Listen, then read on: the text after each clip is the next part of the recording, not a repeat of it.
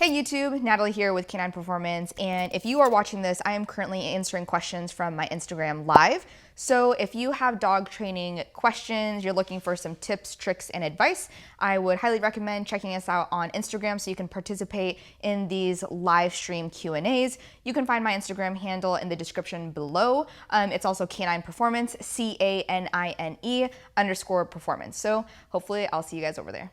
From Daisy Rose Doodle, what got you into dog training? Well, what got me into dog training was that Atlas had actually ran away. Both Aurora and Atlas had ran away, but Aurora came back. Atlas was gone. He was just lost in the woods overnight.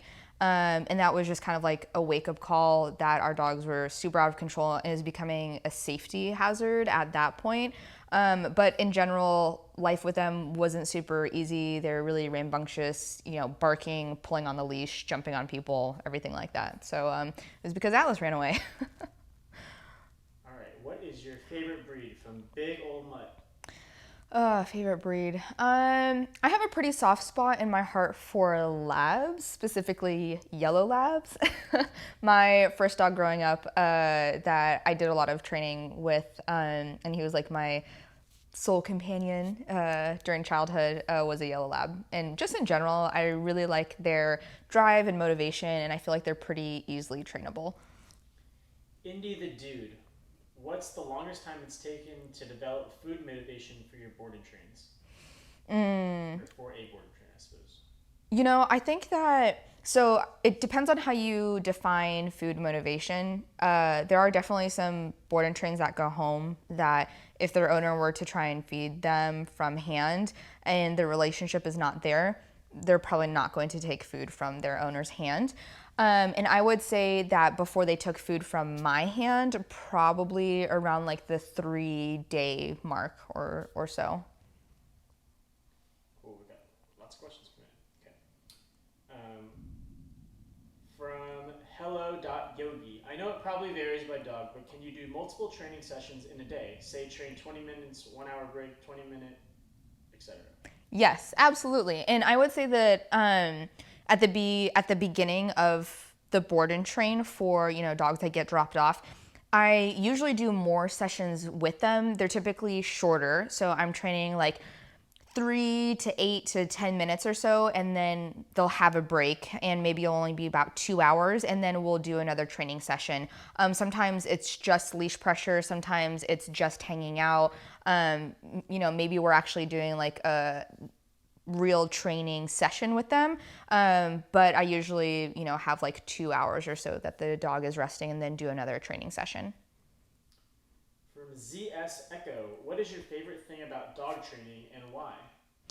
Um, let's see. I think it's because it's something that you have to always constantly pivot around. Like, as I've gotten really comfortable over the years with, taking dogs that don't have any obedience or have all of these behavioral issues and then putting them through an entire program, I would say that like my process of kind of how I start flowing dogs through it is kind of the same, but in the ways that I do it is so different in between each dog. I'm constantly having to pivot and think critically about the dog that's in front of me, and why something may not be working, and what is working really well, and just really think critically about it. I think that it just constantly keeps me on my toes, which is why I really enjoy it.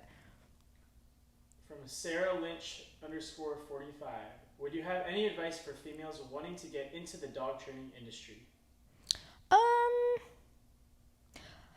I would definitely say, regardless male or female, just to find a really good mentor that you can look up to and ask for support and ask questions. Dog training is it can be a very emotionally taxing profession. It's also very physically taxing as well, and mentally draining. You are just walking a lot, you're doing all these different things, and draining from that many parts of you mentally, emotionally, physically. you need someone that's going to be in your corner and for them to be like, yeah, that happened to me. Here's how I overcame that XYZ. So finding a really good, strong mentor, especially when you get a dog that you have a problem and you're just like, I don't know what to do with this. They can be like, here, let me help you. I've seen this picture before. So finding a really good, strong mentor, I think would be the best thing.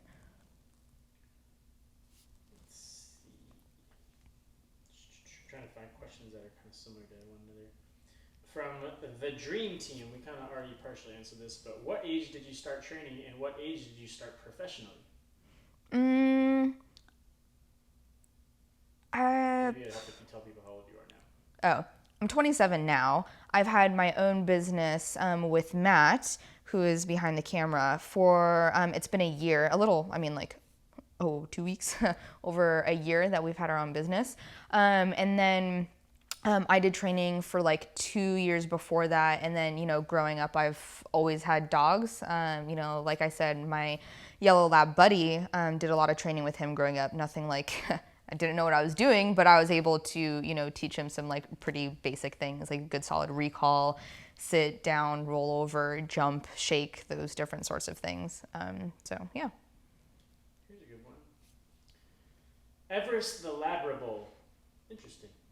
How can I convince my family that e-collars and prongs aren't abusive when you use them properly? Education really helps with that, and that's why I am super passionate about the content that I post on Instagram. Education is the key to acceptance, and being able to help others that have these preconceived notions about the tools that we use in training. And they do have those ideas for valid reasons. The tools that we use in training, prong collars and e-collars, slip leads, things like that, were definitely not used in the best way possible. And so those preconceived notions do have some validity to it. So I can't be that upset. However, we now know how to use them properly in ways that are, humane, that they actually benefit the dog in really excellent ways. And that just really comes down to education. So, if you want to convince someone of something, you need to know all the different details that there is to know about it, and educate yourself, and then just figure out how you're going to present that information, right? From PMAC16, what games are best for building a relationship with your dog? I would say that honestly, just intentional training is a really great relationship builder. It may seem boring, maybe it seems repetitive, but it's intentional time that you're spending with your dog. So just general obedience training is a really good relationship builder. In regards to games, I think that tug is probably one of the best games that you can play with your dog. From Sestmoitrina, love your work. What do you recommend for a Dutchy Malinois pup that has bite tantrums and acts of leash aggressiveness? Depending on how old that you consider a pup, some people call their 8-month-old dog a puppy. I wouldn't consider that a puppy. I would say like 5 months and younger is puppy for me. And at that age, I utilize the crate a lot, especially with puppies. They need around like 16 to 20 hours of rest. And so if a dog is starting to get really mouthy and bitey, it's probably time that, they're getting fussy and you need to put them away into a crate. Obviously, redirection if you can, but that's also like, especially with the type of dog that you have, you pretty much have a land shark. So you you have to manage it as best as you can. Utilize the crate, try and redirect. But yeah, I would say that the crate is the best thing that you could do. From CreateJN, opinion on spray bottles for correction. So for me, when it comes to tools that we use in training, I am not going to say that like you should not ever use this sort of tool in training. I think that there is a time and place for everything. I me personally, I've never used that type of correction in training. I think that it can open up very large gaps and holes that you'll need to put Band-Aids over later on. You can have a dog that has a strong aversion to water. When you spray your dog, you are extending your arm outwards towards them. Get a dog that doesn't have very good temperament or nerves, and they could potentially go to bite you. So it's not something that I support. I'm not going to say don't ever do it, because who knows, maybe someday I may need to use that sort of correction. But for those of you out there, it's not something that I would recommend. From Brittany Elizabeth, what is the benefit of the elevated dog bed versus a standard dog bed? Yeah, definitely. And this is a question that I get a lot, so I'm really glad that you asked this. So anyone else out there wondering this, I can answer that. So we utilize the elevated dog bed in our training because it is up off the ground. And because of that, the boundary it's a very delineated surface. So when the dog chooses to get down off of the elevated dog bed, it's a very deliberate choice on the dog's part. Now, if you have a regular dog bed that's on the ground, if they are kind of like leaning off the side of it, or maybe they're kind of like crawling across the ground, but the majority of their body is on the dog bed, it's a very gray area. You're like, do I correct for that? Do I not correct for that? So we utilize the elevated dog bed. Plus, it's much better on your dog's joints because it gets them up off the ground. From the Dream Team again, how can you work on a good heel with a more independent dog? I don't think that it really comes down to independent or not independent sort of dog. I think that when I heard that, I just heard of a dog that is more interested in the environment. And so whenever I'm working on loose leash walking, I am always trying to make my presence and where I am in relation to the dog very valuable, right? The dog wants to always have my left leg in their peripheral vision, so that way they know that they're in the right position. If they are in front of me, I'm going to disappear from sight. I'm either going to walk straight backwards, I'm going to give leash taps, and then I'm going to bring them back into that heel position. I'm going to do 180-degree turns over my shoulder. I'm going to make a sharp left and try and walk directly through them if they're in the wrong position, and I'm going to be hitting their shoulders, whatever that may be. It's pretty much, and I put this on my story the other day, I think of loose leash walking as pretty much herding. Like, you are learning how to herd, and you are herding your dog into the correct position. Just like border collies, shepherds, they herd livestock to get them into a specific space or to do a specific thing. We're going to be doing the same thing with our dogs. So I use my body pressure a lot, and I make that really valuable to the dog. ZS Echo, how often should you let your dog win tug? That's a very interesting question, and that's really difficult to say because, tug is one of those things that is very valuable to build a relationship with your dog, and so that's kind of asking, like, how should I love my significant other? It's like, that's not really something that you can ask someone else. It's when you are in that relationship, when you should give, take, so on and so forth. I know that's sort of a useless answer. So, I would say that maybe if the, I guess I let Atlas win a lot whenever we're tugging and he gives a particularly really strong pull. I will pretend to just like, oh my God, like, you're so strong, right? So whenever he puts a lot more enthusiasm and power into the game, I'm going to allow him to win and feel like really confident and, just give him possession of that, so that way he can, feel really strengthened in that. From Tiffany Savage 68, what easy tips and tricks do you offer for an excited and barky mini Schnauzer? Definitely a lot of calm training and impulse control. If you can do that on a daily basis, you are going to see a really huge change in your dog. So that's just classic overexcitement, overarousal, and behavior.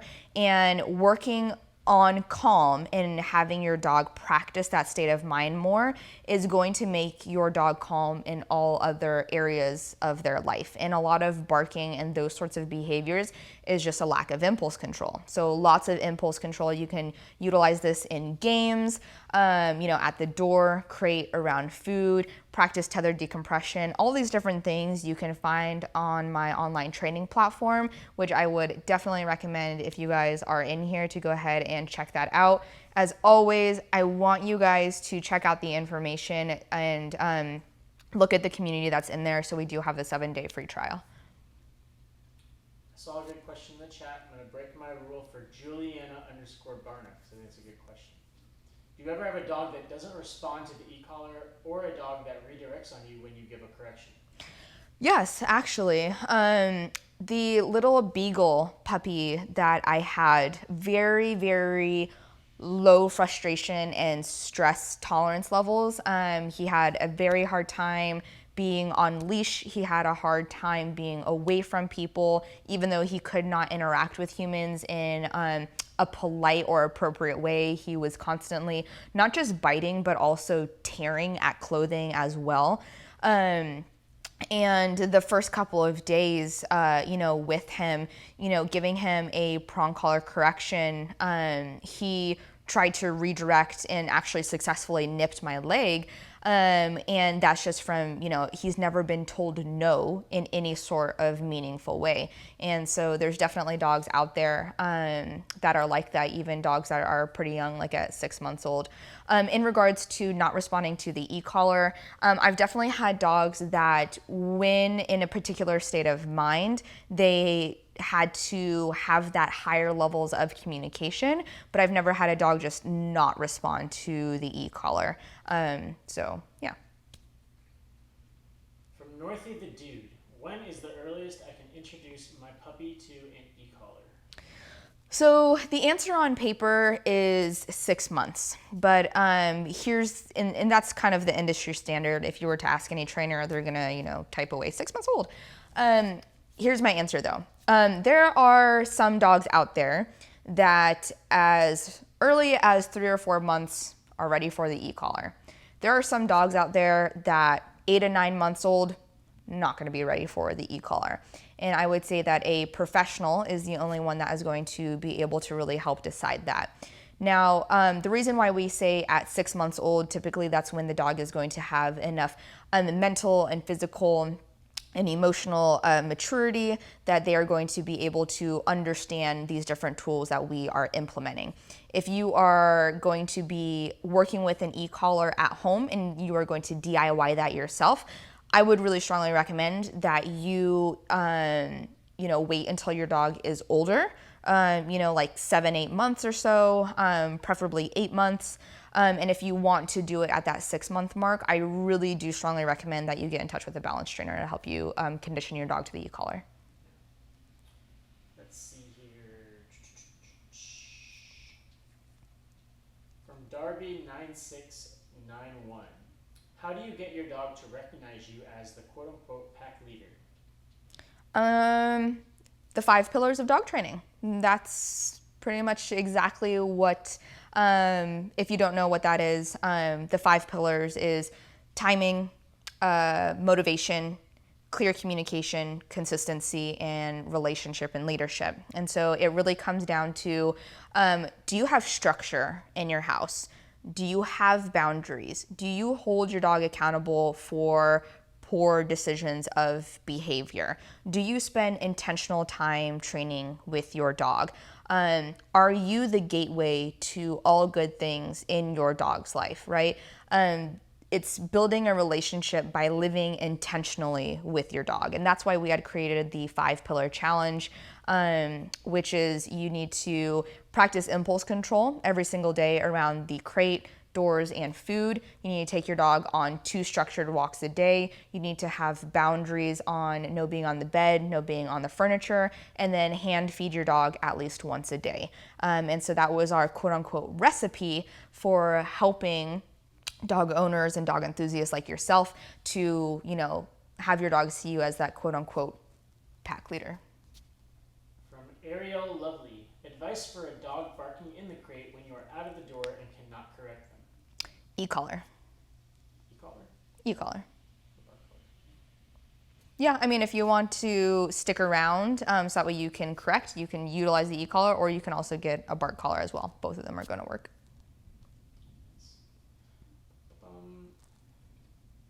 From a kitten and her dog. Should I press the remote for e-collar all the time for now, or only if he doesn't listen? You're amazing, by the way.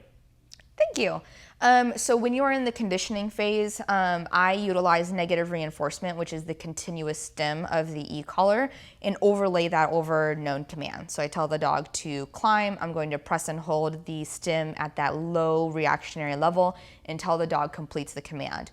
Once I am outside of the conditioning phase and the dog understands the language of the e-collar and how to turn that pressure on and off, I only utilize the e-collar when the dog does not have compliance in a command. I tell the dog down, the dog does not down. I will say no, I'll give a tap tap on the e-collar, and then if the dog downs, then I will reward. If the dog does not, I either have two options. I can go up in pressure of the numbers on the e-collar, or I can I can go back to the negative reinforcement of the e-collar. I can say no, and then I can continue tapping the e-collar button until the dog downs. From A_Highland8, with tethered decompression, how do I keep my puppy from chewing the leash without feeding into that attention-seeking behavior? Yeah, that's definitely a really hard one. So I would really recommend, and I think that one of my best investments that I ever made was actually investing into this really lightweight chain leash. There is a store that's right down the road from us, so I was able to find that at just a regular store. And so just a lightweight chain leash I think was really good. And then if you, another dollar store hack, if you go to the dollar store, they actually have cable tie-outs that's like 6 feet long. So it's like a really thin cable and it is coated in plastic, but that's going to deter your dog from wanting to chew on the leash. Do you have a basic lesson plan for new dogs you work with? Yeah, I would say that I kind of work them through the same progression. So the first thing that I am going to do with a board and train when they get dropped off, I'm going to teach them that one, they can't invade my space anymore, and I'm going to ask them to just chillax and relax. I'm a new person. And we're just gonna hang out and we're gonna do nothing. As soon as you lay down and be calm, that's when we're gonna start working on leash pressure. So for me, I'm not trying to get the dog to sit and to down and to recall or climb and do all these different things. I'm just simply gonna go on a walk with them, and I'm gonna start building relevancy in myself by teaching them how to pay attention to where I am to them in relation to them on a walk. So typically loose leash walking is one of the first things. I think that it is a fantastic way to build a relationship with your dog. Thresholds is the next, or at the same time, we're gonna start working on that, on those thresholds, and then we start working on more duration in the sit.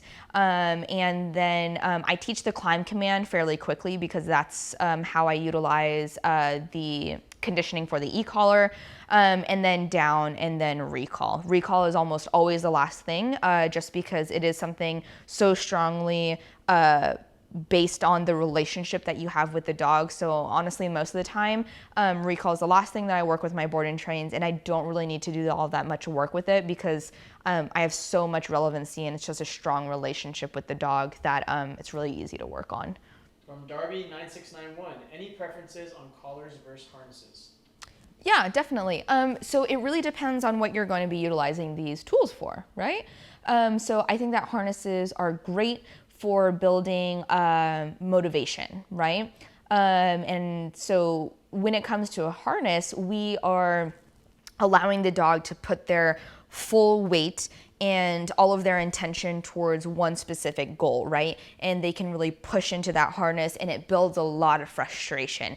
We hold them back on the harness and they're trying to get to whatever it may be.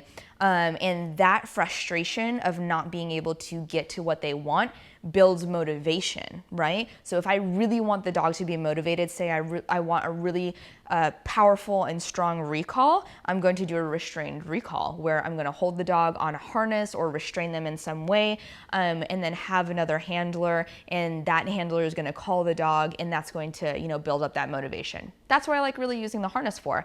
I also like harnesses on puppies.